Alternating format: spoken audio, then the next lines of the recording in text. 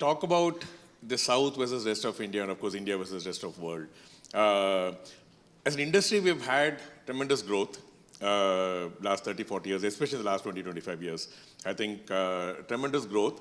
And what is it? It can't continue, right? I mean, like when in the first wave, it was all offshoring. Second wave is all GCCs last 15 years. And it will also taper off. Today, almost every major corporation worldwide, if they can have operations in India, they probably have operations in India already. I think very soon we'll kind of settle down at probably the global growth rates. The industry will grow more or less at those rates, at least from a global centers and other standpoint.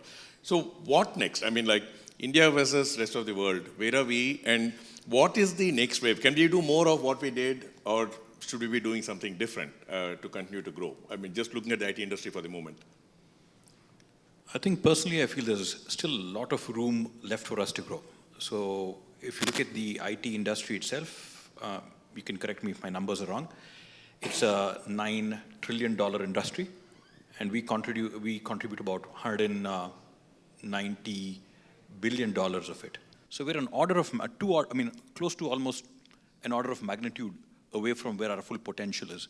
So there is plenty of headroom to still work over there. If you look at the IT services itself is about a $1.9 trillion industry, and we're about $120 billion in terms of IT services. So even though they are an order of magnitude away. Now, once again, at the risk of sounding cliche and humming on the same point, the demographic dividend is available. There is still an availability for you to take the other 90% of the work. Is West mature? Is it done? No, I think there is plenty of service still to be done. There is plenty of products still to be developed. And I think if you look at the life cycle of softwares, updates, hardware updates, things which would take 3 years are now being brought down to a year and a half. Software which would take a year was brought down to 3 months, 6 months. So I think if you look at, will we reach a point where we're going to hit a plateau? I think the plateau is very far away. Having said that, the nature of jobs and the types of jobs are going to change dramatically. If you look at it in the background of what AI is going to do, it's going to be a very big enabler. It's going to be a very big disruptor. Of course, I think people are more excited about the potential of AI than what AI has actually delivered up till now. That is not to discount that AI will not be what we think it will be. I'm sure it is going to turn out to be what it is. So there is plenty of room for us to still continue our growth, our trajectory, and our path in AI. I think technology is still going to play a very big a role in the future. So to find how we can skill, reskill, unlearn what we've learned, and relearn new things.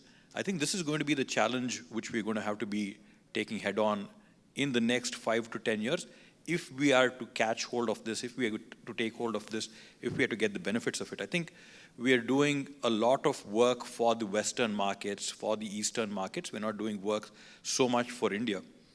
We should start manufacturing more for India. If you look at something like electronics, right? Electronic manufacturing, I think about 80-85% of the electronic design and manufacturing which we do for the Western world, we do for outside India.